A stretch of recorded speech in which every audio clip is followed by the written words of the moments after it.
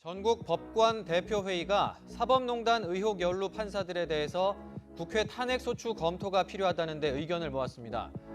일선 재판부에 연락하여 특정한 내용과 방향의 판결을 요구하고 재판 절차 진행에 관하여 의견을 제시한 행위가 징계 절차 외에 탄핵 소추 절차까지 함께 검토되어야 할 중대한 헌법 위반 행위라는 데 대하여 인식을 같이 한다. 전국 법관 대표회의를 탄핵하라. 울산지방법원의 김태규 부장판사가 법원 내부망에 올린 글입니다. 탄핵 검토 결의가 헌정사에서 가장 나쁜 사법 파동이자 정치 행위일 뿐이라며 이를 의결한 전국 법관 대표회의를 탄핵해야 한다고 주장했습니다. 탄핵 이야기 뿌리지 못하는 게 그냥 왜냐면 확실히 보면 탄핵 이야기 못하죠. 그런 비난을 하는 것은 정말 적절할 것 같습니다. 헌정사상 처음으로 법관 탄핵 소추안 가결을 선언했습니다. 법관 임성근 탄핵 소추안은 가결되었음을 선포합니다. 더 이상 어떤 단체를 만들고 회의체를 만들어서 거기서 자기들의 영향력을 더 세게, 더 크게 만들고 아니면 세력화를 해나가고 이런 것들을 좀 지향하면서 진짜 법관의 본연의 의무인 법과 원칙, 절차 그것들을 살펴보면서 법원에게 맡겨진 본분에 충실해 가면은 오히려 그게 더 빨리 법원이 제자리를 찾아가는 길이 아니겠느냐 이렇게 생각하고 있습니다. 김태규 전 부장판사님 모셨습니다. 안녕하세요. 반갑습니다. 예, 사실 저는 우리나라에서 가장 하이 랭킹이라고 할까요? 그런 직업군이 판사라고 생각을 하거든요. 그래서 제가 판사님을 만나서 사실 조금 긴장이 돼요. 이제 퇴직을 했고 변호사신 분이니까 전혀 그러지 않으셔도 될 것 같습니다. 예, 사실 그 대륙법 계열, 말하자면 독일이라든지 일본이라든지 한국 같은 그런 대륙법 계열에서는 사실 법률가가 좀 이계가 있다고 알려져 있거든요. 예, 그 중에서 판사가 가장 위에 있습니다. 그리고 판사나 법률 교수, 그리고 검사, 변호사. 이 위계가 꼭 이렇게 누가 더 높다라는 개념은 아닌데 그만큼 법률가로서 그 판사가 갖고 있는 그 법을 해석한다는 관점에서 그 무게가 굉장히 큰데요. 저는 지난 4년, 아직 3년 조금 더 지났지만은 이 문재인 정권에서 가장 중요한 키워드 하나를 말해라. 그러면 저는 그것이 사법부입니다. 왜냐하면 그 전에는 우리나라가 수십 년 동안 이 공산주의나 아니면은 불온하다고 할 수 있는 그런 반체제 세력이 있다라는 건 알지만 사법부가 이 정도인가는 이번에 처음 드러났거든요. 지난 3, 4년 동안 판사로 계시기 어떠셨어요? 첫 질문입니다. 예. 판사로 지내는 그 자체는 판사라는 직업 자체는 제가 원래 좋아했었고요. 그래서 판사로 지내는 그 자체에 대한 소회를 물으면은 사실은 크게 능력도 없는 사람이 판사가 됐고 판사로 계속 일을 해왔기 때문에 항상 만족했었고요. 감사하게 생각했었습니다. 다만 이제 최근 한 몇 년 동안 이렇게 법치라는 부분 그리고 특히 같이 법률가시지 않습니까? 법을 바라보면서 많이 이렇게 낙담하게 되는 부분 그런 부분들이 많이 있으면서 많은 이렇게 난감한 생각들을 많이 가졌던 건 맞는데 그래도 그걸 이겨낼 수 있었던 거는 판사라는 직업이 주는 만족감 그게 되게 컸던 것 같습니다. 근데 저는 다른 분들은 그렇게 별로 하지 않았기 때문에 김태규 판사님의 여러 가지 글들 페이스북을 포함해서 글들을 보면서 너무 용감하고 존경하고 딱 한 사람만 있어도 된다라고 생각할 만큼 너무 소중하게 그렇게 봤는데요. 그래서 오늘은 저도 이 책을 소개하는 것도 있지만 사실 이 책이 굉장히 중요한 책이라고 보기 때문에 좀 과외를 받는다, 개인 과외를 받는다 이런 마음으로 한 시간을 아주 잘 쓰려고 지금 그렇게 생각하고 있습니다. 여러분도 같이 공부를 좀 했으면 좋겠는데요. 시작을 하면서 먼저 그 프로필을 한번 보여드리고 싶어요. 이 프로필을 보면은 단지 판사뿐만 아니라 사실은 학자시거든요. 그 해양대학에서 해사법으로 박사학위를 받으셨는데 그리고 인디애나 로스쿨에서 아마 국제법이죠. 딱히 전문 분야를 두진 않았습니다. 미국 법 일반에 대해서 공부했어요. 아, 그러셨어요? 그러니까 미국 보통법이나 아니면은 그 국제법에 대해서도 상당히 조예가 있으신, 말 그대로 정말 아주 뭐 깜짝 놀랄 만큼 이 법에 대해서 두루두루 조예가 깊으신 판사님이신데, 일단은 그 박사학위는 어떤 주제로 쓰셨는지. 지금 박사학위는 해양환경범죄에 대해서 썼습니다. 해양환경범죄 형사법적 연구라는 주제로 썼고요. 그리고 이제 뭐 이게 선박 충돌이나 아니면은 해상에서 어떤 그 경제 활동이나 산업 활동을 하다가 뭐 기름이 유출된다거나 아니면은 다른 어떤 오염원이 유출됐을 때 거기에 대해서 어떤 형사적인 제재를 어떻게 해야 되는가, 뭐 주로 그런 주제로 쓰진 그런 논문입니다. 예. 제가 오늘은 이제 제가 그 김 판사님을 만나서 너무 민감한 이제 질문을 안 드리려고 그런 생각을 좀 하고 있어요. 왜냐하면 퇴직한 지가 얼마 안 되셨기 때문에. 그래서 너무 민감한 뭐 정치적인 그런 얘기는 좀 덜 물어야지 생각을 했는데, 그래도 이 책에서 지금 다루고 있는 그 주제들이 이 시대에 가장 민감한, 사실은 정치적인 이슈가 많이 있다고 보거든요. 그래서 제가 이 책을 일단 좀 리뷰를 하는 관점에서 질문을 좀 여러 가지 드리고 싶은데, 시작하기 전에 어젠가요? 그 윤석열 검찰총장이 사임을 했어요. 예. 판사 입장에서 이 문제는 어떻게 보이십니까? 사실은 그게 뭐 그 어느 누군가가 사직을 하고 직을 관두는 거는 그 사람 개인의 어떤 내심의 의사결정이라서 주변에 있는 사람이 뭐라고 이렇게 분석을 하거나 얘기하기가 쉽지 않고요. 특히 뭐 정치 평론을 하시는 분들이나 아니면 사회 평론을 하시는 분들 같으면 얘기를 할 수 있겠는데, 그걸 법적인 부분에서 저보고 얘기를 하라고 그러면 제가 별로 얘기를 드릴 수 있는 부분이 많을 것 같지는 않고요. 더군다나 그게 뭐 법원 안에서 일어나는 일도 아니고, 어떻게 보면 일단 법원하고 검찰은 전혀 별개, 하나는 행정부가 하나는 사법부니까 전혀 별개의 조직이니까, 그래서 사실은 조금 실망스럽긴 하지만은 별 의견이 없습니다. 뭐 정치적으로는 많은 해석들이 있지만은 법률적으로야 뭐 다소 아쉬운 부분이 있다면은 검찰총장으로 근무하시면서 검찰총장이 사실은 검찰도 준사법기관이라서 그래서 뭐 법원 못지않게 적적 중립이 유지돼야 되는 기관인데,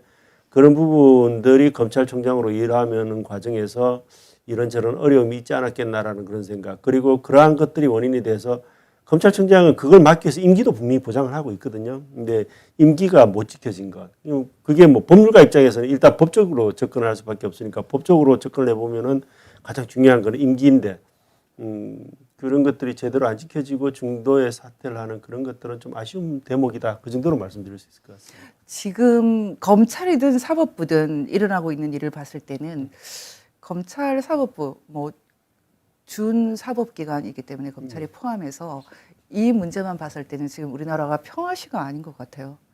예. 일종의 전시 상황 같은데, 그리고 지금 이제 그 윤석열 검찰총장 뭐 많이 남지는 않지 않았습니까? 예. 한 4개월 남은 것 같은데, 그렇게 치면은 거의 이제 채운 것이기도 한데요. 제가 지금 사법부나 검찰이 흔들린다는 것은 우리 그 대한민국 체제 자체를 상당히 싫어하는 어떤 세력이 지금 부상하고 있다, 이렇게도 보입니다. 근데 저희는 이제 저희 싱크탱크 민간 단체니까 오늘 아주 심각한 그런 성명을 냈거든요. 그 성명 아마 지금 판사님도 좀 우리는 뭐 여기는 왜 이렇게 가볍게 이렇게 말할 수 있는데, 사실 이건 제가 쓰지 않았고요. 제가 이 정도 필력은 좀 안 되고요. 이거 노 변호사님이 쓰셨는데, 일단은 그 체제 위기의 본질 직시 없이 법치도 헌정도 살아날 수 없다, 이런 제목인데, 기본적으로 윤 총장이 나가시면서 법치와 헌정이 무너지고 있다고 이렇게 말했거든요. 근데 저희 입장에서는 아니, 모르셨어요? 지난번에 탄핵 때는 또 모르셨어요? 우리가 훨씬 더 본질을 직시해야지 문제를 해결하지, 윤석열 검찰총장의 거치 문제보다는 훨씬 더 심각한 문제가 있다. 저희가 이런 이제 내용을 얘기하면서 구체적으로는 더 말씀을 안 드릴게요. 근데 여기서 핵심이 뭐냐면, 현재 이 정권은 이미 반인도 범죄, 국제형사재판소나 아니면은 뭐 국제특별재판소에 이렇게 해부도 할 수 있는 반인도 범죄 협력이라는 관점에서 ICC에서 다룰 만한 범죄를 이미 구성을 해버렸다. 왜냐하면 반인도 단체의 가장 중요한 요건 중에 하나는 거의 정부여야 되거든요. 가버먼트. 그 가버먼트로서 조직적이고 체계적이고 그리고 상당히 시스테믹한 그런 범죄를 저질렀기 때문에 와이드 스프레드하고 시스테믹하고 그레이브한 저 범죄를 완성을 했고 또 공범 같은 입장을 보여줬기 때문에 우리는 이 정권은 반인도 범죄 공범으로 본다. 이 정도 수준으로 저희 성명을 냈어요. 근데 제가 이제 오늘 시작은 이렇게 하지만 판사님께 부담을 드리지 않기 위해서 뭐 괜찮습니다. 네, 괜히 죄송하더라고요. 저희는 맥스를 쓰거든요. 네. 그래서 지금 이제 그런 입장에서 첫 번째 질문은 네. 이 책도 법치와 덕치와 인치가 다르다 이런 아주 근본적인 기초를 먼저 딱 제시를 하셨는데 판사님 보시기에 인치가 더 낫지 않습니까? 어떻습니까? 그렇죠. 지금 요즘 뭐 사람 중심, 사람이 먼저다 이런 표현들이 많이 나오죠. 그러면서 사람이 중심이 되면은 뭔가 아름다운 그 어떤 그 피안의 세계, 아름다운 그 천국 같은 세상이 올 것 같이 이렇게 뭔가 유토피아. 유토피아가 올 것처럼 그렇게 얘기를 하는데 저는 뭐 그 부분에서는 전혀 공감을 안 합니다. 지금 기본적으로 법치하고 인치밖에 없죠. 뭐 지금 덕치라고 썼는데 덕치도 인치에 가깝죠? 그렇죠. 결국에는 인치를 포장하기 위한 하나의 어떤 통치 원리가 덕치 아닌가 저는 그렇게 보거든요. 조선시대 때는 덕치를 우선에 뒀죠. 그래서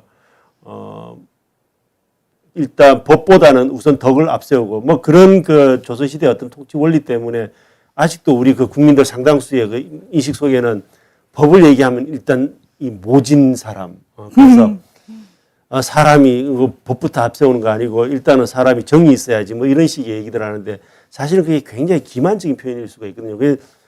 뭐 그런 데까지 그렇게 꼬치꼬치 따지냐 이렇게 여기실 수도 있지만은 그렇게 경각심을 가지지 않으면은 인치는 쉽게 숨어 들어옵니다. 인치라 그러면은 사람들이 얼핏 생각하면은 방금도 아까 그 얘기 하셨지만은 인치까지도 뭐 덕치는 당연히 좋은 거고 인치까지도 그 뭐 그렇게 문제가 되느냐 얘기하실 수 있는데 인치란 거는 결국 그 어느 누군가의 의지에 따라서 통치를 한다는 거라서 그건 결국 독재의 다른 표현에 지나지 않습니다. 저는 이 부분을 딱 말씀해 주셔서 너무 감사드렸어요. 왜냐하면 저희가 사실은 계속 이제 저희 법치와 자유민주 연대에서는 끝도 없이 이 문제를 다루었고 지금 주사파 정권이라고 하지만 그 주사파 정권이라는 것은 사실은 인치 정권이다. 저는 주사파 리더를 인터뷰를 많이 했는데 특히 주사파를 만들었다고 한 주체 사상을 만들었다고 하는 황장엽 선생은 저하고는 인간적으로는 참 그래도 그 많은 유대가 있었는데 황장엽 선생은 제가 법을 공부한다 이렇게 얘기하면 야 법은 안 중요해. 중요한 건 정치야. 그리고 사람이야. 뭐 이렇게 얘기를 하셨고 그리고 우리나라 주사파 리더도 그렇게 얘기했는데 이 책에 역시 우리가 늘 얘기하는 북한 헌법 3조를 인용을 하셨더라고요. 깜짝 놀랐어요 저희도. 이게 북한 헌법을 이렇게 어디 잘 얘기를 안 하는데 제가 항상 궁금했습니다. 이게 그 나라 법률가 입장에서는 그 나라를 이렇게 가늠해 볼 때는 일단 그 나라 법률부터 먼저 한번 보고 싶어 하거든요. 보면은 대충 마찬가지로 그렇게 느끼셨을 텐데 아마 대충의 이 나라의 어떤 시스템이나 흘러가는 이제 구조를 알 수 있게 되는데 북한이라는 나라가 당연히 궁금하지 않습니까? 근데 정보는 제한돼 있고 그래서 북한 헌법 찾느라고도 제가 구글링을 굉장히 많이 했습니다. 근데 찾고 나서 쭉 보니까 아주 특이점이 저기도 이제 거의 사람 중심의 세계관, 뭐 인민 대중 이런 표현들이 쭉 나오는데 그 부분과 더해서 또 하나 특이점이 뭐냐면은 제일 첫 장이 정치입니다. 그래서 아까 그 황장엽 주사파 선생님 그 말씀하셨는데 그분 말씀이 틀린 게 아닙니다. 그분 기준으로 보면은 북한 헌법 첫 장이 우리는 총강이 나오고 그 다음에 기본권으로 나가지 않습니까? 그런데 거기는 첫 장이 정치거든요. 그러니까 그 전체주의적 사고를 하는 사람들 입장에서는 제일 먼저 제일 앞에 둬야 될 것이 정치인 거죠. 그렇죠. 그리고 법은 북한 헌법 보면은 정말 나는 저런 데서 법률가 하기 싫다는 생각이 나는데 재판소하고 검찰소가 나오는데요. 저 제일 끝에 나옵니다. 제일 끝장이 나오고 심지어 검찰소 나온 다음에 재판소가 나옵니다. 예, 그만큼 법이라는 것은 중요한 것이 아니죠. 그 세계에서는. 그래서 그런 식의 접근을 하면은 법치는 없는 거죠. 그래서 북한은 법치가 없는 나라가 될 수밖에 없는 겁니다. 그래서 우리나라에서도 자꾸 그런 부분에 대해서 뭐 사람 중심 이런 것, 북한 헌법에서 쓰는 저런 표현에 계속 어떤 비중을 두면서 헌법, 뭐 그놈의 헌법만 아니면 뭐 이런 거 있지 않습니까? 그러니까요. 굉장히 위험한 발언. 특히 국가 지도자가 그런 얘기를 하는 거는 굉장히 위험한 발언이거든요. 예, 이 책 16페이지에 인치주의의 위험은 그대로 내포하고 있으면서도 감성적으로는 더 호소력 있게 다가오는 표현은 사람 중심이다. 예, 그렇죠. 이게 북한에서 온 것이라는 걸 아는 사람이 지금 너무 없어요. 근데 다뤄주셔서 너무 감동했어요.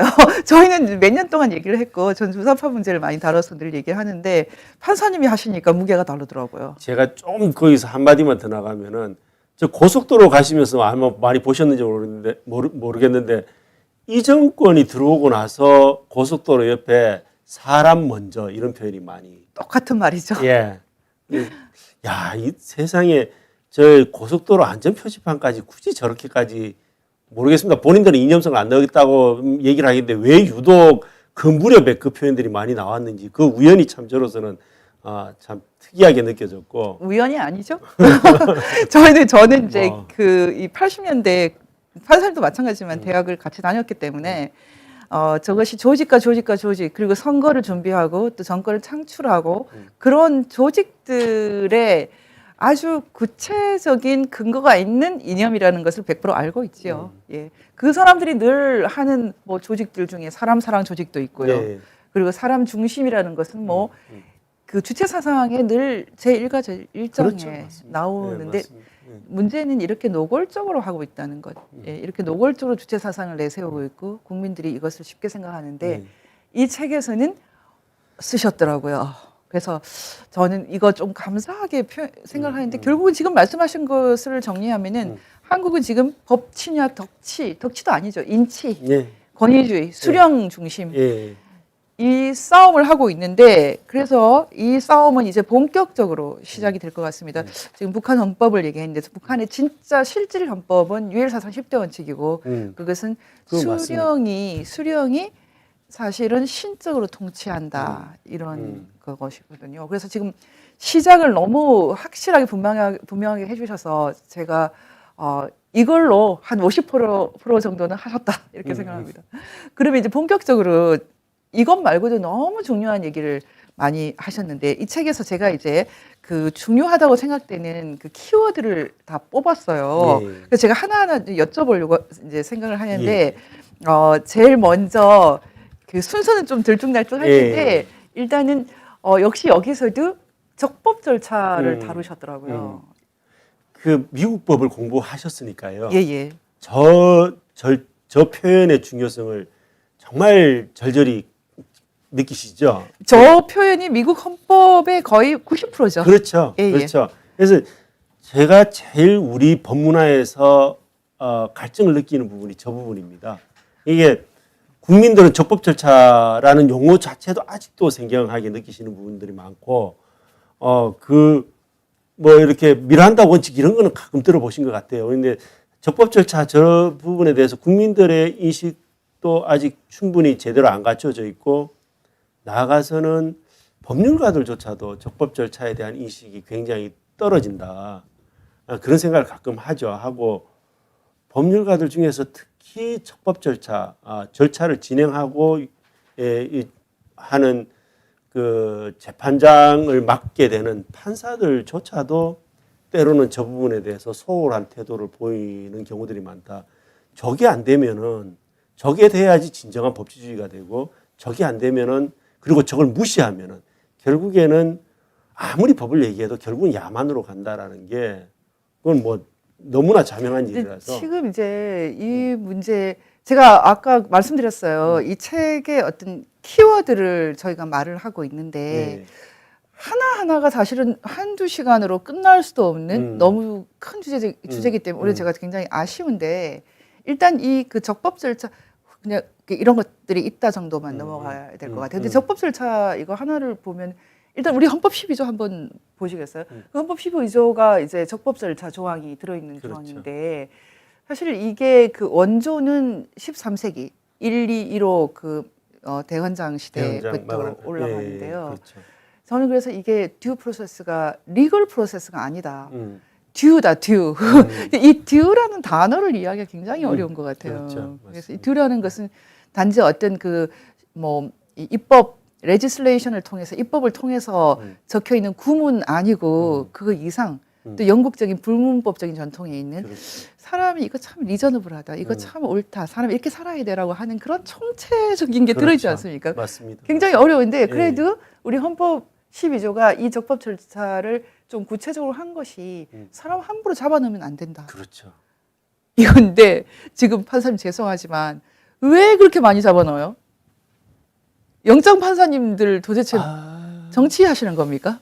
뭐 일관되게 잡아넣으면은 그것도 뭐 괜찮습니다. 제가 볼 때는 영장을 많이 발부해서 물론 그런 부분도 문제는 됩니다. 뭐 너무 영장을 남발해서 많은 사람을 구속시키는 것도 문제는 있죠. 그래서 왜냐하면은 기본적으로 재판이라는 건 소송법 절차라는 것은 형사소송 절차라는 거는 불구속 재판이 원칙이지 않습니까? 그렇죠. 무죄 추정이고 불구속 예, 예. 재판이 원칙이라서 그래서 구속을 가능하면 제한하고 구속을 많이 안 하는 게 맞긴 한데 근데 거기서 이제 그 문제점 하나 그리고 거기서 하나 더 나아가면은 사실은 더 큰 문제는 뭐냐면은 그렇게 남발되는 구속영장이 또 어떤 경우에는 너무 소극적으로 발부가 안 되는 거죠. 그게 이제 사실은 미국에서 이미 있었던 그런 문제인데 네. 미국 같은 경우는 영장주의 때문에요. 그 영장을 굉장히 엄격하게 이렇게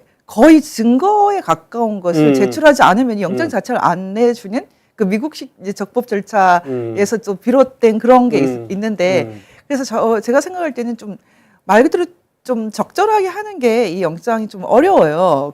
그럼에도 불구하고 지난 그 몇 년 동안에는 이 영장이 그런 어떤 합리적인 어떤 그 영장주의 때문이 아니라 거의 정치적으로 영장 판사가 누군가에 따라서 그렇죠. 막 잡아들인다. 혹시 그런 느낌은 없으셨어요? 제가 영장 자동 발매기 뭐 이런 표현을 제가 예, 이 책에 그런 예, 표현이 있어요. 사적으로 이렇게 뭐 동료들 만나거나 아니면 뭐 이렇게 친구들 만나면 그런 얘기를 하는데 왜냐하면 어느 한 시점에 너무 많이 발부를 하더라고요. 그러니까요. 그러길래 야 이렇게 남발하는 건 좀 맞지 않지 않나 이랬는데 그러고 나서는 또 이게 특이 현상이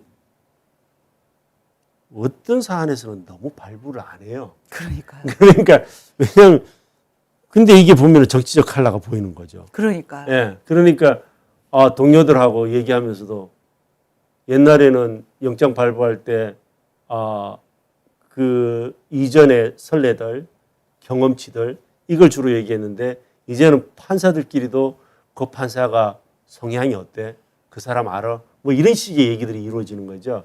이제 그게 이제 굉장히 안타깝고 문제가 되는 부분인데 사실은 문제는 그쪽에 더 많이 있습니다. 저는 제일 웃긴 게 뭐냐면 저 개인적으로 이거 이 얘기 나오니까 갑자기 막 좀 화가 나기 시작하는데요. 이거 저 오늘 이제 판사님하고 얘기하기 때문에 굉장히 이제 차갑게 아주 그 점잖게 얘기하려고 그러는데요. 지금 막 열정이 나오는데 저는 이제 그 영장을 발부하면서 또 구속을 시키면서 판사님들이 증거 인멸 때문이다. 뭐 이런 표현을 쓰잖아요. 예.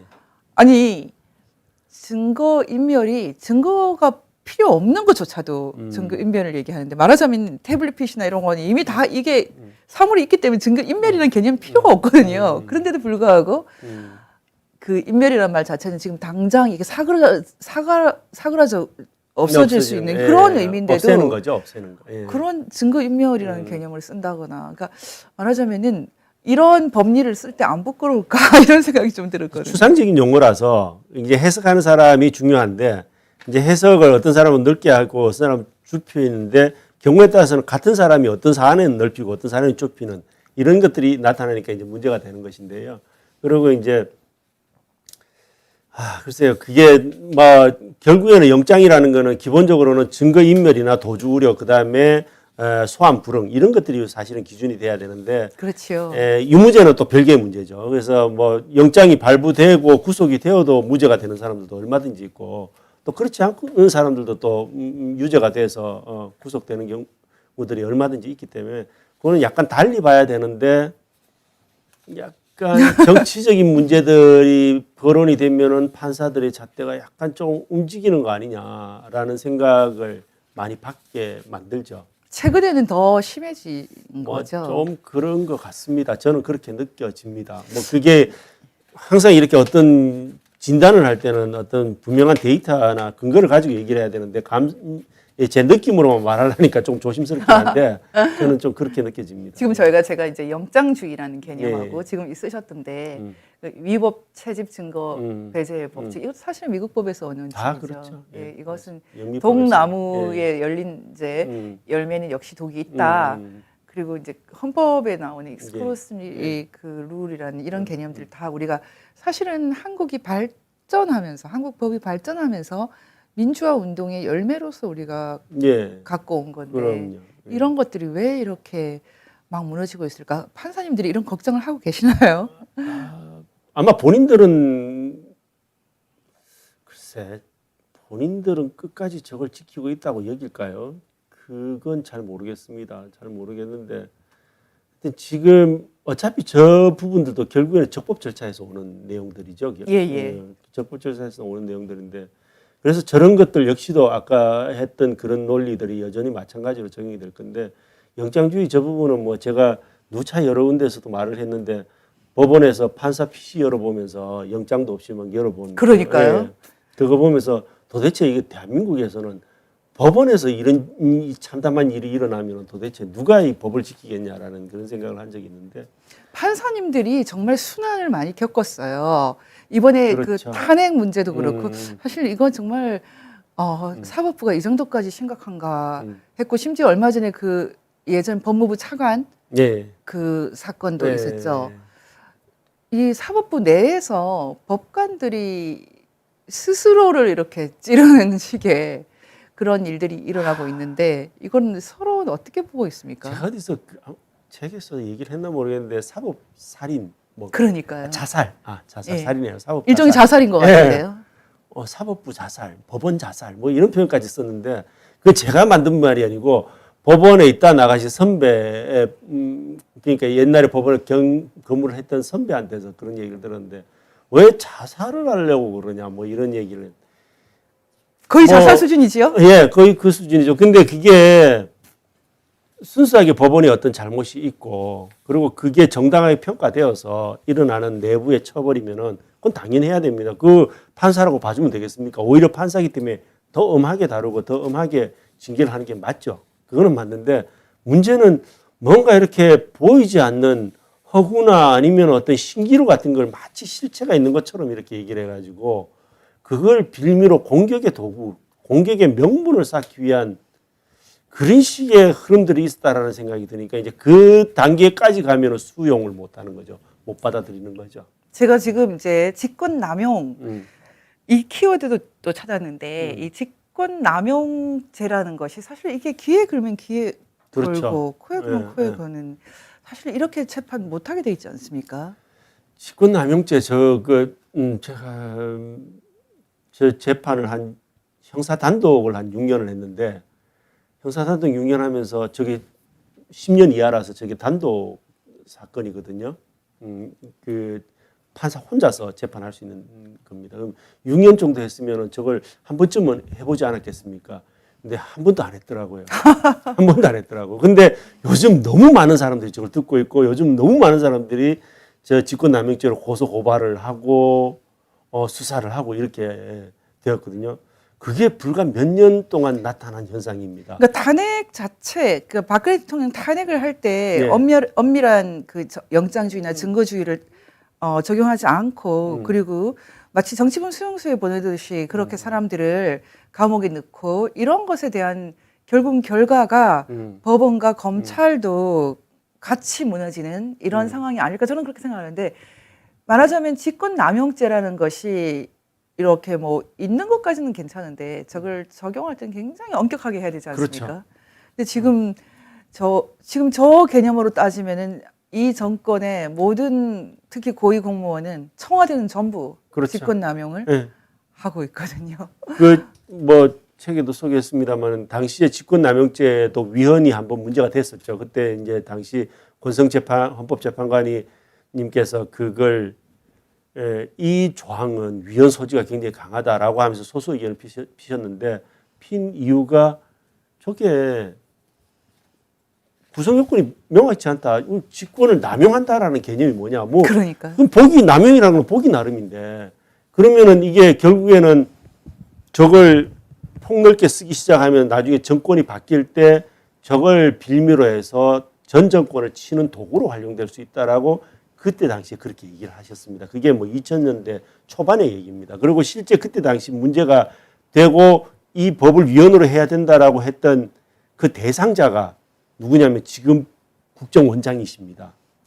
예. 직권 남용죄뿐만 아니라 저희가 적폐, 농단 이런 것 다 마찬가지죠. 사실 이게 번역이 안 돼요, 영어로. 그게 제가 정말 아직도 그 용어는 부적절하다. 지금 쓰면 안 된다라고 얘기하는데 국정농단 죄가 없습니다. 없는데 그걸 가지고 특별수사팀을 만들었어요. 그러니까 이런 적폐죄라는 것도 없고 국정농단죄도 없는데. 전 세계적으로 이런 형법은 거의 스탠다드가 있지 않습니까? 전 그렇죠. 세계적으로. 그런데 지금 미국에 이제 좀 특수한 이런 뭐 리코 범죄 같은 거 좀 이렇게 조직 범죄 같은 그런 거 좀 있지만은 그래도 그건 구성 요소가 다 있거든요. 그렇죠. 그리고 실제로 이제 형법 역사에서 이 엘리멘트 구성 요소 하나 만드는 게 길게는 엄청나게 걸리기도 하고 굉장히 중요하죠. 지금 국제법에서도 지금 그 ICC에서 이제 규약을 만들 때 그 crime against peace 말하자면 이제 평화에 반한 범죄, aggression이라고 하는 침략 범죄는 그 구성 요소 정하는 거에 너무너무 여러 가지 의견이 있기 때문에 지금 수십 년이 가도록 못 정하고 있거든요. 근데 그렇겠죠. 지금 절도죄 하나만 해도 구성 요소가 여러 가지가 있지 그렇죠. 않습니까? 타인의 재물도 있고 또 타인이어야 되고 그렇죠. 그다음 영구적으로 그렇죠. 여러 가지가 있는데 어떻게 이렇게 구성 요소가 없는 범죄를 계속 만들어낸다. 정치가 법에 들어온 거죠. 저거는 사실은 국정농단이라는 농단이라는 저 단어 자체도 의미가 분명치가 않습니다. 근데 국정농단 이러니까 굉장히 세 보이죠. 그냥 상대는 그 뭔가 역사의 대단한 반동인 것처럼 이렇게 읽히죠. 그렇게 읽어주기를 원하는 그 누군가가 있었던 거죠. 제가 볼 때는. 이 책에서도 인민재판 언급을 하셨던데 결국은 저희가 아까 사람 중심 얘기도 했지만 사람 중심이나 인민재판이라든지 농단, 적폐, 뭐 예전에 반동, 뭐 그렇죠. 반혁명 다 같은 세트 아닐까요? 저는 그렇게 생각했는데 그 적폐청산 이게 저는 진짜 그렇게 들렸습니다. 적폐청산은 반동 초단으로 들렸거든요. 저는. 너무 똑같죠. 예. 그게 지금 21세기 대한민국에서 그런 용어가 횡행해서 되겠습니까? 그게 아마 50년대 한국전이 일어나고 아니면 그 이전에 이념 분쟁이 그 건국 초기에 이념 분화가 굉장히 심할 그 당시였으면은 딱 그렇게 쓰였을 겁니다. 근데 저는 그 표현이나 지금이나. 지금 이제 판사님께서 너무 역시 이제 판사님이기 때문에 너무 정확하게 말씀을 해주셨는데 그 농단이나 적폐나 심지어는 직권 남용죄조차도 정확하게 엘리멘트로 분석이 안 되는데도 막 구속이 되고 있거든요. 조금 전에도 말씀드렸지만 살인이면은 뭐 어떤 걸 살인이라고 하는지 그것도 하나하나가 전부 그렇죠. 엄격하게 다 그렇죠. 규정이 되고 또 살인도 뭐 과실치사가 있고 그렇죠. 아니면은 뭐 말 그대로 이렇게 머더 이렇게 살인이 있고 뭐 영미법에서는 1급, 2급 살인 그렇죠. 다 나누지 않습니까? 5급, 6급도 있어요. 나누지 않습니다. 이게 얼마나 이 클래스파이 하는 것이 힘든데 그런 것 자체가 없어버리는 거를 지금 형법으로 다루고 있다. 21세기 이런 나라가 또 있을까요? 저는 그 농단이라는 용어는 이제 언론에서도 좀 뺐으면 좋겠고요. 그거를 계속 쓰는 거는 우리 스스로 약간 사법의 후진성을 자백하는 거다라는 정도로까지 저는 이해가 되거든요. 그래서 법률가들 스스로 이제 그런 표현을 좀 안 써야 되고, 언론에서도 이제 조금 빼야 된다. 뭐 정치적으로 굉장히 회오리가 불고 막 전체 혼동기를 겪었을 때 모든 사람들이 약간 그 이성적인 판단을 놓치면서 쓴 용어인데 사람들이 이제 이성적으로 대응하기 시작하는 거라면은 이제 그 용어는 더 이상 쓰면 안 된다. 굉장히 대외적으로 모든 다른 나라 문명 국가들에게 창피한 일이고 이건 후대에도 창피한 일이다. 저는 그렇게 생각합니다. 너무 중요한 말씀입니다. 사실 이 얘기가 참 상식이고 지금 이 국정농단이라는 죄 때문에 너무나 많은 사람이 지금 감옥에 가 있고 전직 대통령이 2사람이나 감옥에 가 있고 사실 정말 이게 상상할 수 없는 일이고 이게 정치가 들어왔다고 하셨지만 사실은 북한 그리고 공산주의가 들어온 것이죠. 그럼에도 불구하고 한국 사람들이 우리나라 사람들이 이걸 심각하게 생각하지 않는데 책을 통해서 정확하게 이 이슈를 말씀해 주셔서 너무 감사드립니다. 지금 국민의힘도 그렇고 여당 야당이 다 전부 다 뭐 탄핵은 넘어가자 이런 말을 하는데 저는 탄핵을 말하고 싶지 않죠. 하지만 탄핵을 얘기하지 않으면 법치, 헌정 그리고 지금 말씀하셨던 이런 이상한 인민재판, 마녀사냥 그리고 엘리멘트가 없는 구성 요소가 없는 이상한 형벌들 이런 거를 말할 수가 없는데 법치를 세울 수가 없는데 그런 생각을 하고 있습니다. 저는 그리고 이 책에서 좀 순서를 바꿔서 말씀드리면 저는 이 대목은 김태규 판사님의 참 인간미라고 생각이 들었는데 그 탄핵 당시에 가장 핵심적인 이슈였던 소위 말하는 질서 없는이 아니라 질서 있는이에요. 질서 있는 하야. 사실은 질서 없는 하야죠. 그렇지만 왜냐하면 강제로 내려오는 거니까. 그런데 어쨌든 그 당시에 탄핵을 주도했던 그 야당, 지금 야당이 그때는 여당이었지만 질서 있는 하야. 지금 좋은 말 할 때 내려가라. 이렇게 말했고 아니다. 차라리 탄핵 절차를 엄격하게 밟으면서 뭐가 잘못됐는지 보자. 이런 이슈가 있었거든요. 많은 사람들이 질서 있는 하야에 따라서 그냥 손들었으면 박근혜 대통령이 뭐 좋았을 텐데 이런 말을 지금도 하는 사람이 있는데 이 이슈를 제기한 것이 좀 놀라웠어요.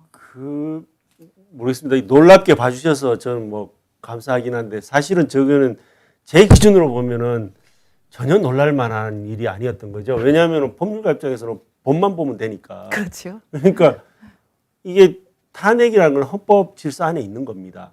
그리고 이건 탄핵이라는 거는 법률적인 하나의 처분이고 법률적인 행위죠.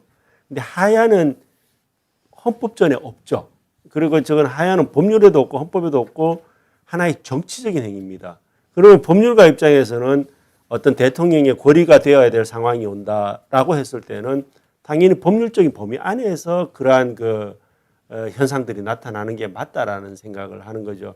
물론 하야라는 게 뭐 정치인이니까 그리고 정치적으로 물러나는 거니까 그 뭐 무슨 상관이냐 이렇게 얘기할 수도 있는데 뭐 정치하시는 분들은 그렇게 얘기할 수도 있겠습니다. 그래서 그 정치하시는 분들이 그렇게 얘기했다고 해서 제가 그분들은 잘못된 접근이다라고는 얘기는 안 하겠습니다. 왜냐하면 그거는 정치적 접근이니까. 근데 저는 이제 법률적 접근을 해야 되는 거니까. 그러니까 법률적 접근을 하는 입장에서는 헌법 질서 안에서 법률적인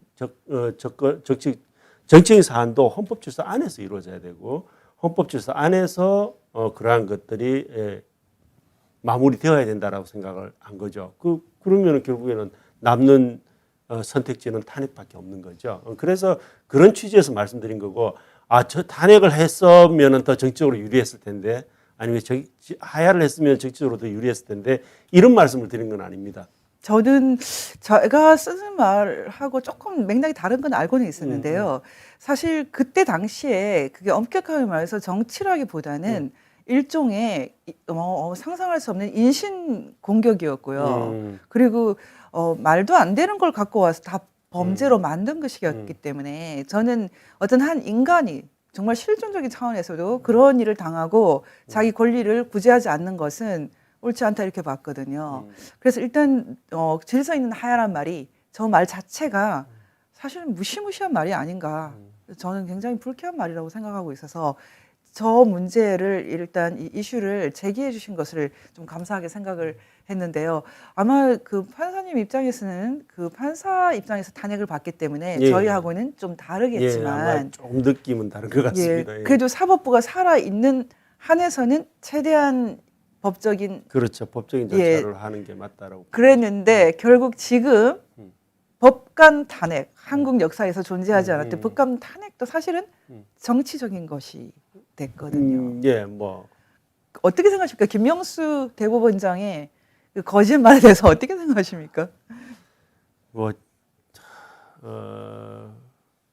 뭐 여러 번 얘기를 제가 저 부분에 대해서는 얘기를 했었는데 일단 잘 모르겠습니다. 제가 단정적으로 말씀을 아직은 드리면 안 될 것 같아요. 왜냐하면 대법원장님 스스로는 아직까지도 그걸 인정을 안 하고 계시지 않습니까? 그리고 나는 기억이 없었다라고 하고 계신 거라서 결국에는 그러면 그분이 기억이 없는 것인지 아니면 거짓말을 하신 것인지 그거는 여전히 확인되어야 될 부분인데 근데 제가 이제 그 확인되어야 될 부분이긴 하지만은 나는 내 나름대로는 결론을 내겠다라고 하면서 말씀드린 게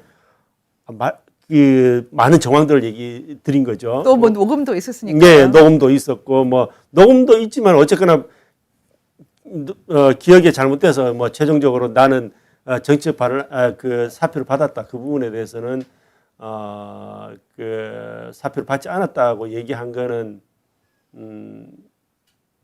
참. 예, 처음에 얘기가 그거죠. 사표 받은 적이 없다. 사표를 제출한 적이 없다라고 얘기를 하셨고 예. 그게 거짓말이 된 그렇죠. 거죠. 예, 그렇게 된 건데 그래서 그 부분과 관련해서는 일단은 뭐 본인이 지금 인정하지 않고 계시기 때문에 제가 단정적으로 말씀 못 드립니다만은 정황상으로 지금 드러나고 있는 그분이 고위법관이고 사법 그 적폐로 뭐 몰려가지고 그렇게 고초를 겪으셨고 또 건강상의 문제도 있었고 정기 시즌도 아니고 뭐 이런 모든 특이점들을 다 모아보면 과연 그걸 기억 못 하실 수가 있겠나. 그렇죠. 그래서 그 기억 못 하신다는 말을 과연 우리가 신빙해 줄 수 있겠나 이런 얘기를 드리는 거죠. 그래서 이제 그런 면에서는 뭐 저는 거짓말로 볼 여지가 충분하다. 더군다나 아예 아니면 아니다라고 말씀하시는 게 나은데 기억이 안 난다라고 하는 거는 그거는 또 한 번의 거짓말이 될 수도 있는 것이거든요.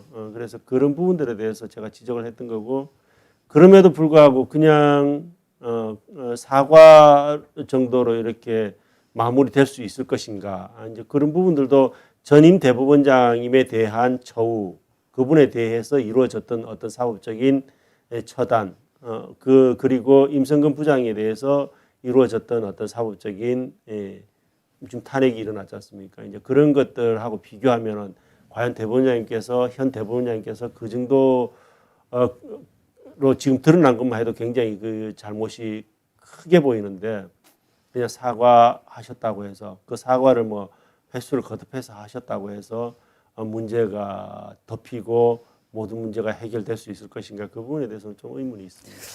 판사님 좀 죄송하지만 지금 김태규 판사님이 아마 우리나라 사법부 계신 판사님들 중에 어쩌면 가장 레디컬하다고 할 수도 있는데도 이렇게 점잖으세요. 그러니까 저희 입장에서는 판사님들은 다 이렇구나 생각하는데 제가 그냥 좀 저같이 기본적으로 저널리스트니까 저는 이렇게 좀 날 것 그대로 얘기를 하면은 사실은 이 주사파 정권, 운동권, 공산주의 정권이 사법부를 그냥 없애고 있는 것 아닙니까?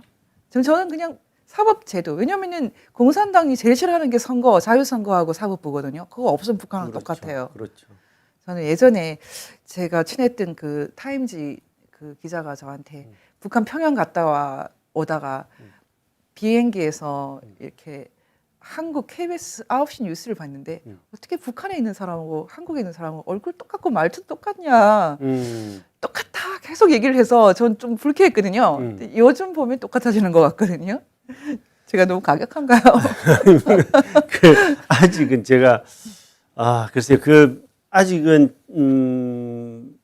섣부르게 얘기하기가 힘든 부분들도 있고 그리고 왜냐하면은 제가 아직 모르는 부분이 많이 있습니다. 그래서 그런 부분에 대해서는 저도 좀 더 공부가 되고 좀 더 사실 확인을 하고 얘기를 드려야 되겠다는 생각에서 제가 알고 있는 선에만 말씀을 드리다 보니까 오히려 좀 소극적으로 그렇게 제가 처음에 오늘 판사님을 너무 곤란하게 하지 않을 거라고 했는데 사실 이게 습관이 좀 사라지지 않았고요. 이렇게 막 날카롭게 푹푹 들어가는 그런 습관이 계속 있어요. 죄송합니다. 아닙니다. 사실 이 책 법복은 유니폼이 아니다. 이 책에 그럼에도 불구하고 가장 저는 이제 최고로 꼽는 챕터는 표현의 자유에 관한 것입니다.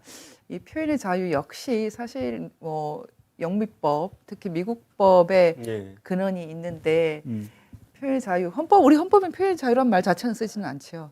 이것은 하위법에 나오는 것 같은데 그런데 지금 한국에서 헌법에서도 뭐 언론 출판 집회 결사를 얘기하고 있으니까 그게 뭐, 표현이란 말은 없고 표현이란 말은 안 쓰죠. 표현이란 말은 그 하위법에서 이제 쓰고 있는데 맞습니다. 근데 표현의 자유, 양심의 자유는 있고 근데 표현의 자유가 포괄적으로 전반적으로 심각하게 지금 위협을 당하고 있는데 그 중에서도 이 두 가지 문제를 다뤘는데 저는 깜짝 놀랐어요. 사실은 저는 김태규 판사님 정말 보통 분 아니다 생각했던 게 그 중에서도 대북 전단 금지법과 5.18 역사 왜곡 금지법 가장 핵심적이고 민감한 두 법을 언급을 하셨더라고요. 저는 저걸 악법이라고 보거든요. 악법 중에 악법이죠. 네, 악법 중에 악법이고 굉장히 창피한 법이라고 보는데 표현의 자유는 제가 그 뭐 아까 적법 절차라는 단어를 너무 좋아한다고 그랬는데 그 못지않게 또 좋아하는 단어가 사상의 자유시장이라는 홈즈 판사가 했던 말이죠. 그 표현을 너무 좋아하는데 그 단어가 그 표상하는 게 표현의 자유죠. 그 문구가 표상하는 게 표현의 자유죠. 너무 좋지 않습니까? 근데 언론의 자유도 사실은 틀린 말을 할 자유 아닙니까? 그렇죠, 그렇죠. 네, 그렇죠.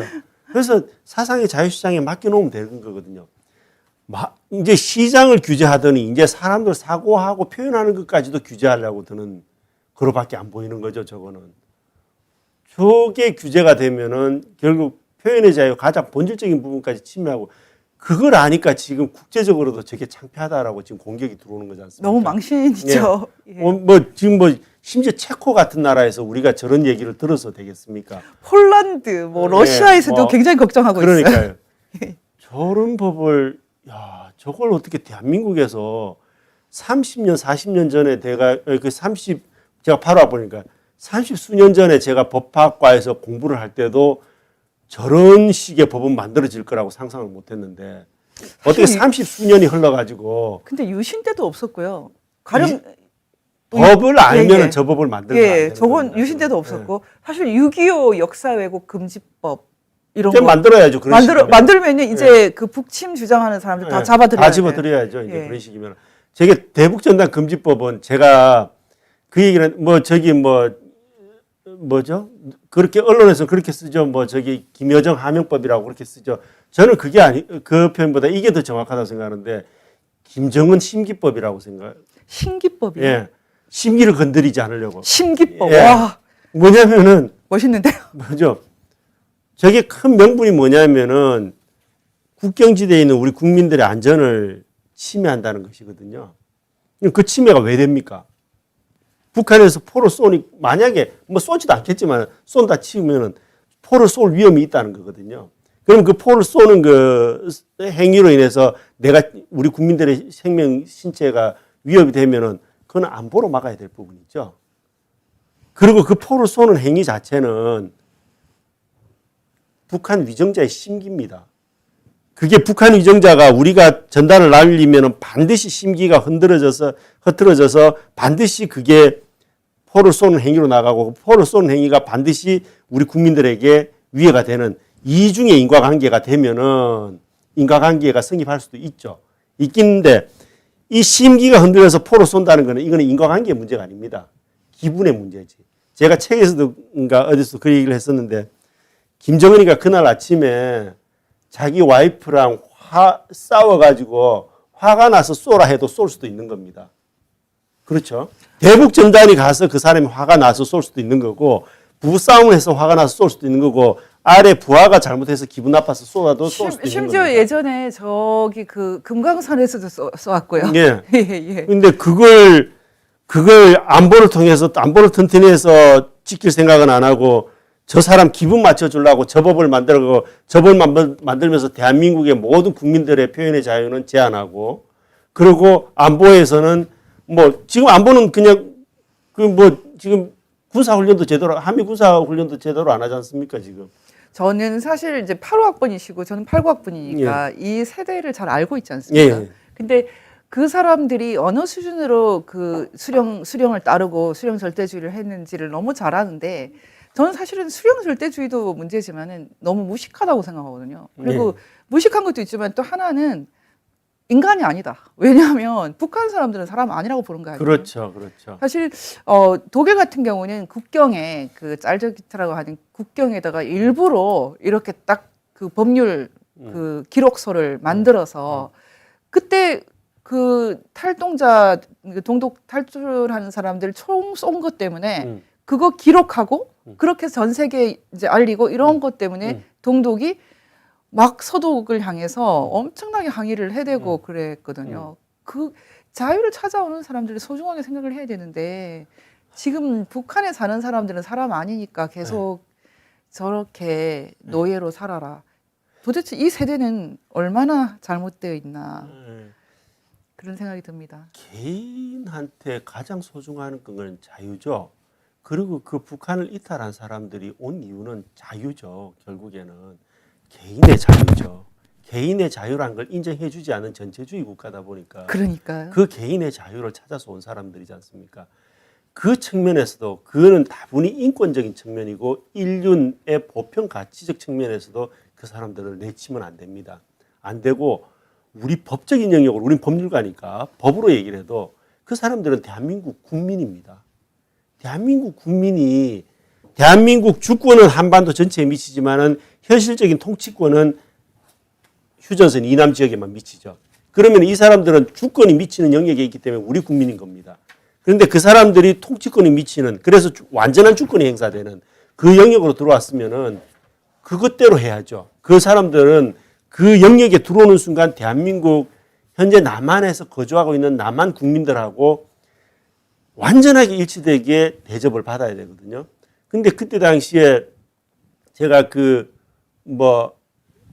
넘어온 사람들 북한에서 살인자라고 해서 그냥 바로 넘겨준 거지 않습니까? 그렇죠. 그거 관련해서 내가 그 글을 썼는데 그거 되게 감동적이었어요. 그 사람이 재판을 안 받았습니까? 대한민국 국민은 재판을 받을 권리가 있는데. 그러니까 살인자도. 예, 살인자도 재판을 받고 심지어 외국인들도요. 외국인들도 대한민국 들어와서 온갖 죄를 저지르고 재판을 수십 번도 더 합니다. 외국으로 추방 안 되려고 재판 걸어놓고는 또 시간 끌고 그래서 기각당하면 또 재판 걸고 아니면 취하시켰다 재판 걸고 엄청나게 재판을 남용하는데 차라리 감옥에 살겠다 그러는 사람들. 예. 그런데 대한민국 국민이 통치권이 완전히 미치는 주권이 완전히 행사되는 영역으로 들어왔는데 그 국민을 안대를 채우고 그러니까요. 재판 한 번 안 받고 어떻게 하는지 이해할 수 있는 절차가 있는지도 고지도 안 하고 저쪽으로 넘겨줬죠. 이거는 있을 수 없어요. 그거는 자국민을 바로 이 사지로 내몬 거기 때문에 그 자체로 저는 분명히 이거는 형사 처벌까지도 고려해야 될 부분이다. 당연히 지금 헌법 3조가 대한민국 영토는 한반도와 그 부속도서로 그렇죠. 한다라고 돼 있고 네. 이것은 하위법이 없어도 예. 그냥 이것만 갖고도 북한에 사는 사람들이 언제든지 우리 국민으로 의제될 수 있는 그런 사실은 가장 한국인에게 축복과 같은 그러니까 코리안 블러드를 가지고 있는 우리에게는 축복과 같은 그런 조항인데 지금 여당도 그랬어요. 그 당시 여당 김무성, 이해운 이런 사람들도 나쁜 놈들이네. 다 죽여버려. 이런 식으로 말을 했거든요. 저는 너무 웃음이 났어요, 솔직히. 그러니까 지금 여가 야가 똑같다는 거죠.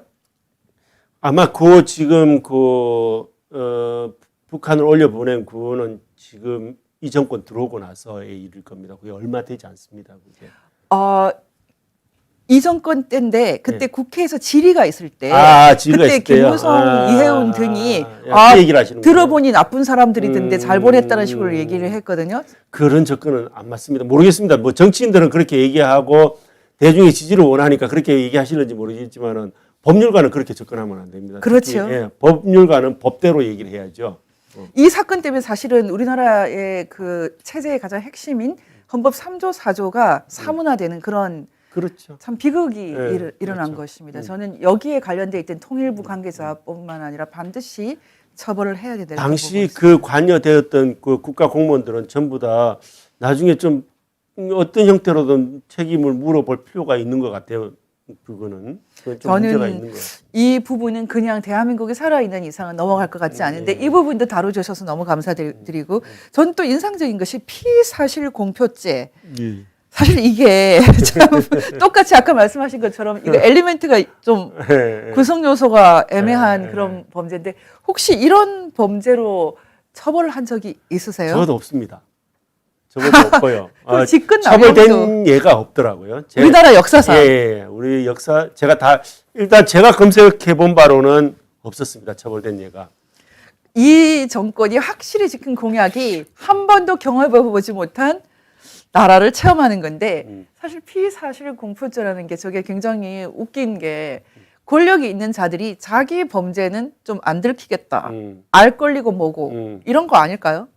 결국에는 이게 피사실 공표죄 모르겠습니다. 제 검색 수준이 틀려서 뭐 있는지는 모르겠는데 일단 제가 확인해 본 바로는 없고 그리고 이제 저게 어떤 문제가 있냐면 결국에는 피의사실 공표죄는 개인의 인권을 보호하기 위한 건 맞습니다. 그 피의자 개인의 사생활을 보호하고 수사는 일단 무죄 추정의 원칙이 지켜지는 거니까 수사가 끝나기 전까지는 함부로 저 피의사실 공표되어서는 안 되니까 그런 부분이 하나 있고 또 이제 수사 성격상 수사가 함부로 수사는 밀행성의 원칙이니까 몰래 이루어지는 게 수사의 원칙이니까 그래서 그런 수사의 성격 때문에도 그렇고 이제 그런 한 부분이 있고 그게 이제 보호돼야 될 법익인데 또 다른 한편은 뭐냐면 피의사실 공표죄를 너무 강하게 요구를 하면은 사실은 국민의 알 권리가 제한되는 측면이 그렇죠. 있거든요. 그래서 이건 대상 주체별로 봐야 됩니다.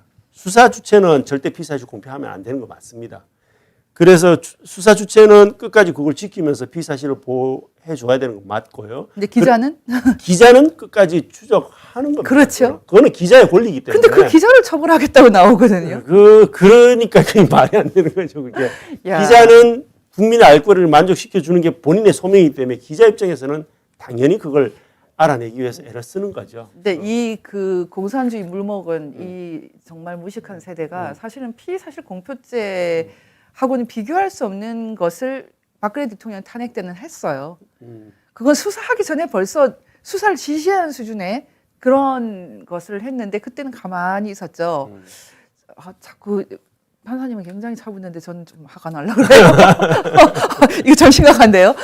좀 한번 좀 제가 좀 더 좀 편안하게 일단 저도 뭐 이제 변호사가 돼서 뭐 저도 뭐 이렇게 흥분하려면 흥분할 수도 있는데 적어도 이 책을 쓸 시점에는 저는 이제 공정했어야 되는 입장이었고 또 책은 가능하면 그렇게 쓰려고 애를 썼습니다. 그래서 예. 책의 소리는 그러했기 때문에 제가 그 부분에 대해서 오해가 없으셨으면 좋겠다라는 취지에서 그런. 예, 저는 근데 이렇게 아주 그 냉철하게 써주셨기 때문에 더 힘이 있다 이렇게 생각을 했는데요. 내가 하면 로맨스, 남이 하면은 뭐 불륜 이런 것은 사실 이제는 그런 단어도 필요가 없고 적어도 이 정권은 자신들의 권력을 유지하기 위해서는 수단과 방법을 가리지 않는다. 그래서 사법부 정도 날리는 것은 아무것도 아니다. 그래서 권력이 없는 자들은 억울하면 권력을 가져라 이런 것 같아요. 그게 북한 그러니까 정치가 다한 거죠, 그게. 예. 권력이 단 거죠. 예, 권력이 단 거죠. 권력이 단 결국 정치가 단 거니까. 그래서 권력이 없는 자들이 살고 편안하게 미래를 예측하면서 살기 위해서 법이 있는 거거든요. 근데 그러니까요. 이게 지금 법이 자꾸 무너지면은 결국에는 권력을 가진 자들만이 편안한 세상이 되는 거거든요. 근데 그걸 자꾸 이렇게 당연시하면 안 돼. 북한 헌법의 1항이 정치지 않습니까? 그렇죠. 우리는 1항이 기본권이거든요. 아니, 총칙이고 2항이 기본권이죠. 그러니까 우리는 기본권이 제일 앞에 오는데 북한에서는 정치가 제일 앞에 오거든요. 그리고 서문, 북한은 전문이라고 하지 않고 서문이라고 쓰는 서문은 아예 김일성 얘기만 쭉 썼거든요. 엄청 나옵니다. 김일성. 그래서 결국은 김일성 민족이고 김일성 헌법이라고 부르고. 그렇게 써 있습니다. 근데 진짜. 그 김일성 키드들이 지금 사법부를 엉망으로 만들고 있는데 사실 그 김일성 키드들이 시작 제일 먼저 양승태 대법관을 감옥에 넣는 대법원장. 이거 뭐 초유의 사법 파동을 일으켰고 제가 보기에는 이석기를 석방시키기 위한 그 조직적인 움직임이었는데 그때 그 양승태뿐만 아니라 그 같이 계셨던 그 판사님들이 수감될 때 기분이 어떠셨어요? 그 속내막은 모르겠습니다. 뭐 어떤 의도에서 그렇게 구속까지 이르는지는 잘 모르겠는데 일단 그렇죠. 이게 구속을 바라보는 입장에서는 일단 사법부 수장이셨던 분이 구속이 되니까 법관 입장에서는 당연히 안타깝고 아쉽고 때로는 그 그분의 어떤 그 잘못된 부분 때문에 안타까울 수도 있고 아니면 너무 무리하게 또 그분의 죄과를 키우는 것 때문에 안타까울 수도 있는데 안타깝고 했던 건 맞는데 사실은 그런 감정적인 부분보다는 한 발짝 더 나가서 법적인 접근을 한번 해봤으면 어땠겠나 이런 생각이 들더라고요. 결국 아까도 얘기했지만은 구속이라는 거는 결국 도주 우려, 증거인멸의 우려, 그 다음에 소환의 불응, 뭐 주거 부정, 뭐 이런 사유들이지 않습니까? 과연 양승태 대법원장이 도주 우려가 있나? 도주 우려 있었을까요? 증거인멸도 없어요. 아마 전혀 없었을 것 같고요. 그 다음에 소환에도 잘 응하셨고요. 그 다음에 주거다 부정한 것도 아니고 그 남는 거 하나가 증거인멸인데 양 대법원장님은 본인 스스로 가서 내 방에 가면은 뭐 그런 장면이 나오죠. 어디 외부에 출타 중인데 집에 들이닥치니까 USB나 이런 거 다 내주라고 내주고 뭐 필요한 거 있으면 다 협조해 주라고 그래 했죠. 그게 다 발목이 된 거죠.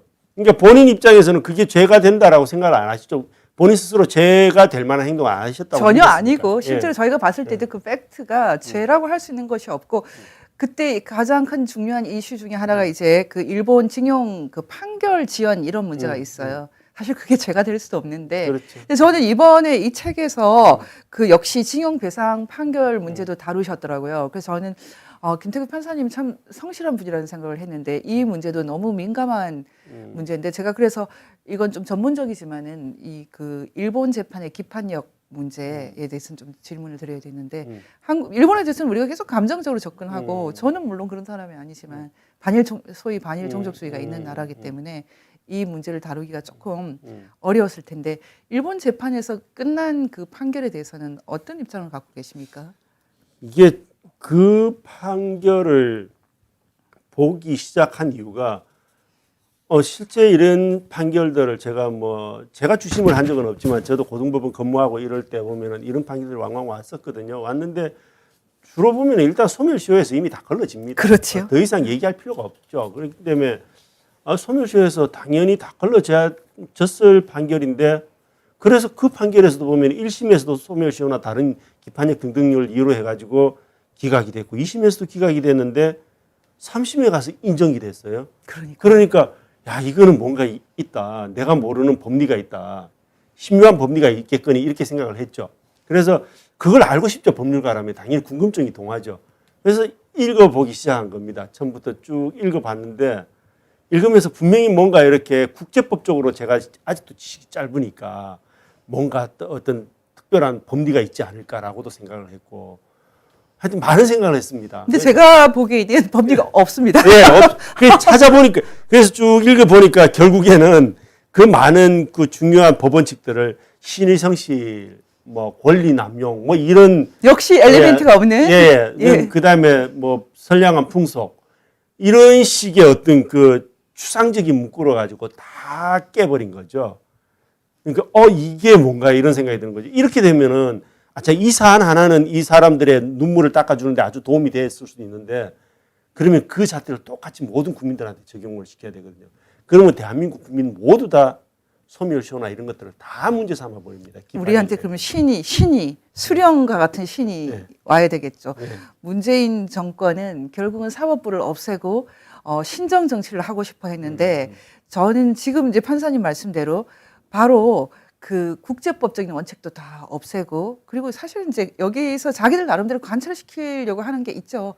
일본을 뭐 식민지 배상이든 식민지 뭐 반성이든 자기들이 생각하는 거대 정치를 한번 해보겠다 이런 이제 의지가 있었던 걸로 보는데 한편으로는 그걸로 해서 사법부가 깨지는 것이 얼마나 야만적인지 생각을 못하는 것 같습니다. 저는 사실은 늘 그 사람들 면면을 대충 알기 때문에 이름을 가끔 부릅니다. 저는 청와대에서 저런 이한용이보다 더 나쁜 짓을 하는 그 자유민주주의 이렇게 기하게 만든 체제를 없애는 사람들. 근데 판사님은 저보다는 훨씬 더 이제 마일드하게 말씀하시는데 저는 그냥 무식한 주사파 정권이 거짓말로 사법부를 무너뜨린다. 그리고 가짜 항일 이런 걸로 김일성 정권을 정당화하는 그런 거다. 이렇게 저 같은 가격한 사람을 만나니까 힘들지 않으세요?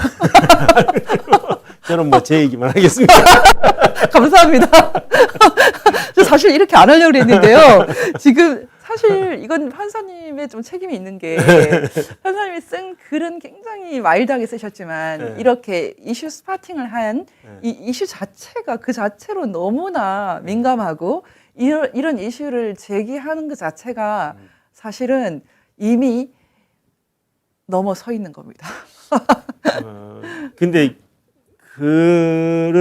사실은 그런 글들을 쓰면서도 되게 고민이 많이 되는 게 결국엔 정치적으로 읽힐 거거든요. 그러니까. 예, 그래서 고민을 매번 글을 쓸 때마다 고민은 항상 많이 있었습니다. 근데 그럼에도 불구하고 쓴 이유는 법을 얘기를 하다 보니 결국 그 뒤에 있는 사람들에 대한 어떤 정치적인 해석까지도 곁들여지는 건 맞는데 이렇게 자꾸 말을 하지 않으면은 통제가 안 되겠다.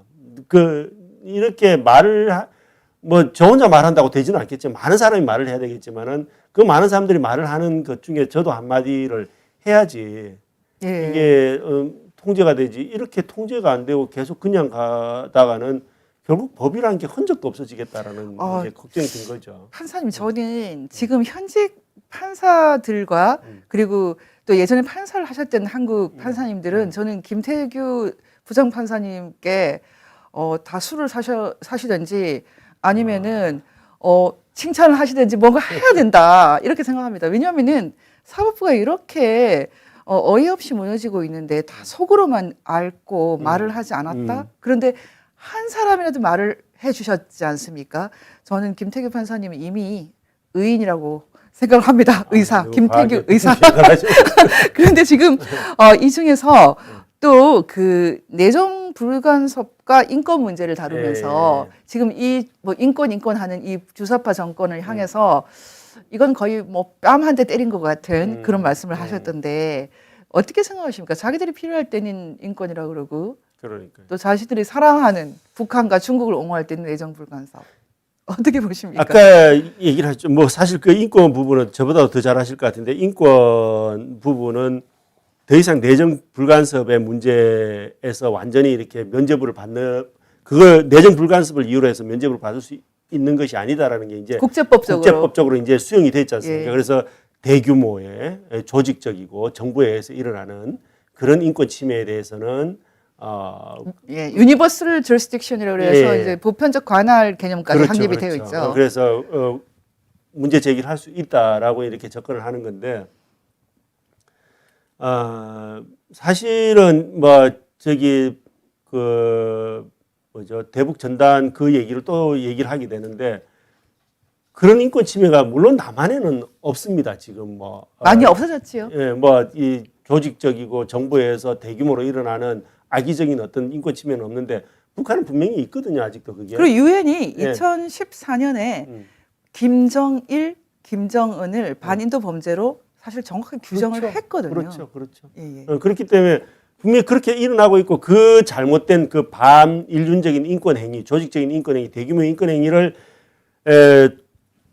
중단시키고 아니면은 자제시키기 위해서 대북 전단을 살포하고 이렇게 하는 건데 그걸 마치 범죄인 것처럼 명분을 내세우면서 그걸 제한하면서 표현의 자유를 원천적으로 막고 사실은 그렇게 함으로써 인권 침해를 방조하고 인권 침해를 어떤 면에서 도와주고 있는 그런 현상이 나타나는 것이거든요. 다시 말하면 김정은 심기를 건드리지 그렇죠. 않기 위해서. 그렇게 돼버리는 거죠. 그렇게 되니까 당연히 국제사회가 문제를 삼죠. 그래서 왜 대북 전단을 그걸 막느냐 이렇게 이제 국제사회가 비난을 하니까 그제 내세우는 게 이제 내정 불간섭 이렇게 얘기하는데 너무 궁색하죠. 궁색한 것이 아니라 나쁜 게 아닌가. 악마 같은데. 왜냐하면은 지금 우리가 대북 전단을 보내는 것은 크기가 우리처럼 매일 검색할 수 있는 이런 인터넷 하는 이런 정보의 바다에 사는 나라가 아니고요. 정말 바늘 구멍도 안 들어가는 그런 폐쇄, 감옥보다 더 폐쇄적인 곳인데 거기에 종이 조각 좀 날려주는 정도밖에 안 되는 그렇죠. 거거든요. 이게 우리가 보낼 수 있는 북한 주민에 대한 사랑인데 그것조차 범죄라고 말한다?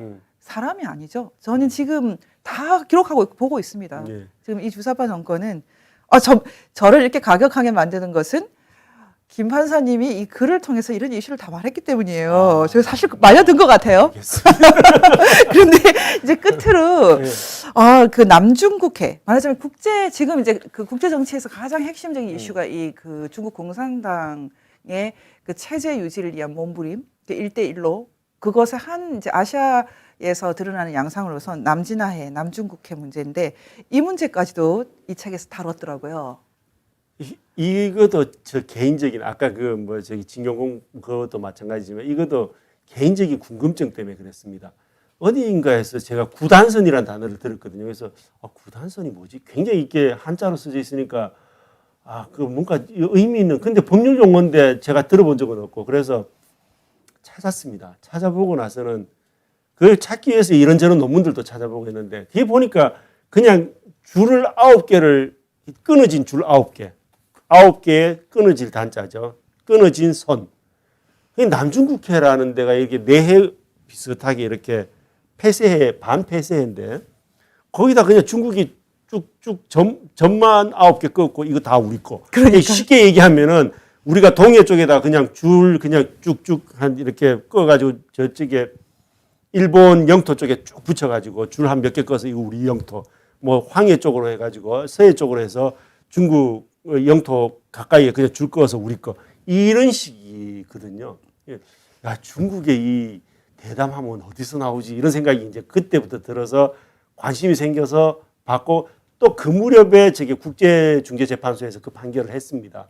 그래서 필리핀하고 중국이 이제 국제중재재판소에 가서 분쟁이 되었는데 필리핀이 일방적으로 다 이겼거든요. 예. 일방적으로 다 이겼는데 중국은 일방적으로 다 이기는 그 선고를 하는 날 국제중재재판소에서 선고를 하는 날 남중국해에서 해상 구사 훈련을 했습니다. 그러니까요.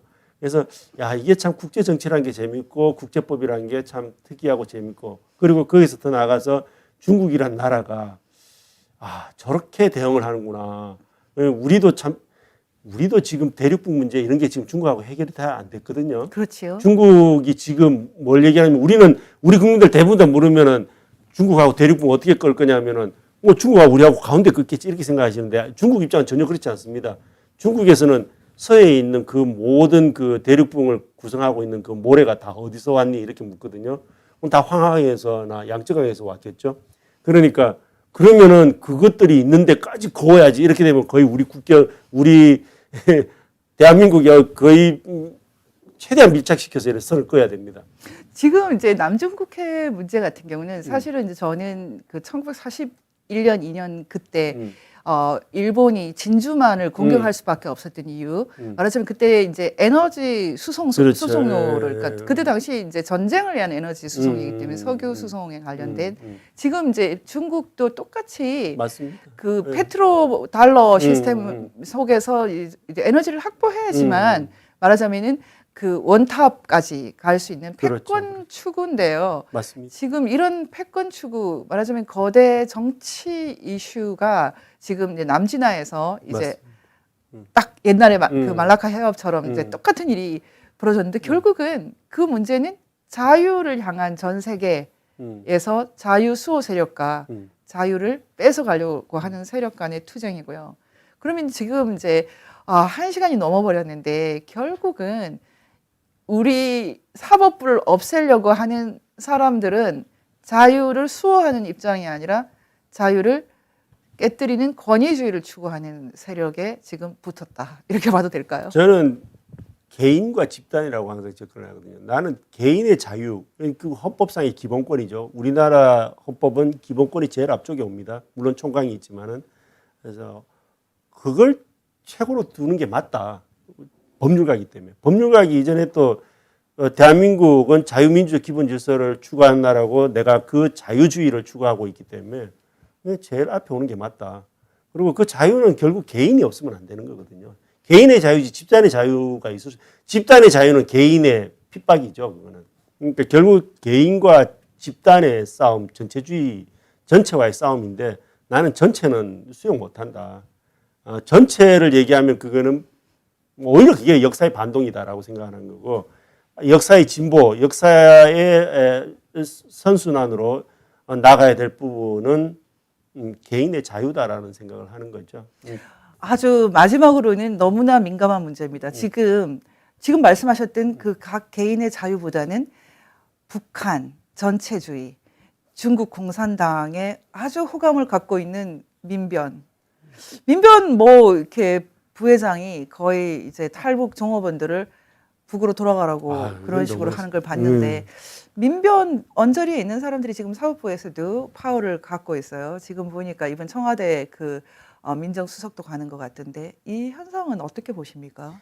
저는 가끔 그 생각을 합니다. 뭐 이렇게 민변을 하거나 아니면 본인이 진보라고 얘기하시는 분들, 그 사람들 저한테 그렇게만 얘기해줘도 내가 안도를 하겠다고. 나는 개인의 자유를 최고의 가치로 둔다라고. 근데 그 말을 못 하실 것 같아요. 수령을 제일 좋아하는 것 같은데요. 제가 그 말을 잘 못 하실 것 같아요. 그래서 그러니까 불안한 거죠. 제가 불안한 거죠. 네, 제가 보기에는 최고 존엄을 이 세상에 그 최고 존엄이 하나라고 생각하는 것 같고 저희는 모두가 존엄하다고 생각하지 그렇죠. 않습니까? 맞습니다. 예, 다 존엄하죠. 예, 결국 그 차이로 온 것 같습니다. 여러분 제가 아주 민감한 이슈를 사실 웃어가면서 얘기를 했는데요. 저도 이게 지금 웃는 게 아니에요. 상당히 심각한데 지금 저희 우리 김태규 판사님께서 이제 변호사 개업을 하셨는데 이 책을 쓰셨기 때문입니다. 이 책에 사실 많이 이렇게 길게 얘기를 하지 않아도 이렇게 민감한 이슈, 이 시대에 우리가 반드시 짚어야 될 이슈를 다 담고 있습니다. 여러분 책 많이 사주세요. 한 분이 10권씩 사주세요. 그리고 막 뿌려주세요. 제가 원래 이렇게 책을 제가 만든 책도 선전을 안 하는 스타일인데 이 책은 꼭 선전을 하고 싶었어요. 그만큼 대한민국을 살아가는 우리에게 가장 그 크리티컬한 가장 중대한 이슈를 지금 전직 판사님께서 현직에 있을 때 다 보여주셨습니다. 이것은 굉장한 정신의 힘이고 파워고 99%의 판사님들이 같은 마음이라고 저는 생각합니다. 단 한 분이 그분들을 대변했지만 참 이대한 일이라고 생각하는데요. 판사님 끝으로 오늘 이렇게 사실 쉽지 않은 인터뷰였는데 잘 대답해 주셨는데요. 지금 같이 듣고 계신 분들에게 한마디 정리 멘트 해주세요. 뭐 질문이 매서워서 제가 사실 조금 긴장을 많이 했습니다. 많이 하고 참 이게 난감하게 질문을 받으면은 저도 이 식은땀이 나서 근데 하여튼 불러주셔서 정말 감사드리고요. 뭐 저는 아까 그 마지막에 해주신 그 말씀을 한 번 더 강조하면서 그냥 마무리 말씀을 드리고 싶은데 진짜 대한민국의 법관들 99%는 다 아마 그러실 겁니다. 제 생각에도 뭐 99%까지는 좀 과한가요? 한 막 90%, 85%, 90%는 저는 그럴 수 있다라고 보고 다 훌륭하게 진짜 오로지 법만 보신다라고 그렇게 생각하고 아직까지는 법원을 믿으셔도 됩니다. 근데 이제 몇몇 정치 판사들이 이제 결국 대한민국의 사법부를 흔들어 놓고 이런 현상들이 일어나는 건데 좀 잘 자리 잡혔으면 좋겠습니다. 대한민국의 사법부가. 그게 저도 뭐 법원을 사랑했고 법원을 사랑했기 때문에 그 법원이 잘 됐으면 좋겠고 그 법원이 잘 되는 게 결국 대한민국이 잘 되는 일이니까요. 그래서 저는 김태규 판사님이 우리 사법부를 고할 것 같은 느낌입니다. 아닙니다. 무슨 이 책을 그 펴낸 곳이 글마당인데요. 지금 글마당 이제 대표님께서 같이 오셨어요. 지금 보니까 매니저신 것 같은데 지금 최수경 대표님이 사실은 지금 소송전을 벌이고 계시고 이분이 지금 출판을 마치 독립운동 하듯이 그렇게 하고 계세요. 그래서 여러분들께서 지금 이 정권 측 인사가 소송을 걸어가지고 뭐 엄청난 이제 고생을 하신 것 같은데 여러분들께서 이 시대에 참 의인들이 많이 있습니다. 여러분들도 마찬가지인데 응원해 주시는 입장에서 책 많이 좀 구입해 주세요. 이렇게 노골적으로 제가 홍보한 건 처음이에요. 고맙습니다. 판사님 함께 해주셔서 감사드립니다. 고맙습니다. 네, 감사합니다.